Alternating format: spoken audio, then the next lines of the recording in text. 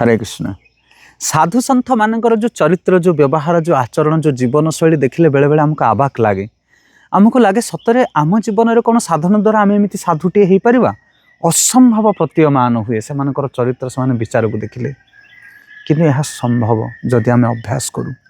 जमी उदाहरण स्वरूप गोटे स्कूल रे जिते बड़े ना लेखापी गोटे जाए 6 वर्ष 5-6 वर्षर बालक आउ से स्कूल पास आउट होता जो छात्र मान को देखिले ये छोट शिशुटी के कल्पना करें ना कि मुझे जीवन में एमती एत लिखापढ़ा हो पार मो द्वारा मुझे सुंदर पाठ पढ़ी पारि कविता गाई पारि से केबे बुझीपारे ना विश्वास आसे ना ताको किंतु तथापि तार प्रयास तार जो साधना ताको से स्थान में नहीं पहुँचे दिए।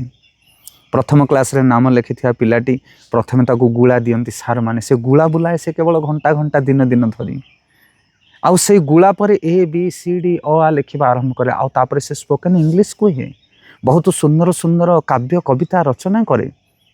ये गुला आउ ABCD अ आरंभ है सब किछि सेथिपाई साधना को आरंभ करंतु विलंब करंतुनी। साधु मानक उपदेश रे छोटिया छोटिया साधना आमको नेकी बहुत बड़ सिद्धि रे पहुँचाई दब। हरे कृष्ण।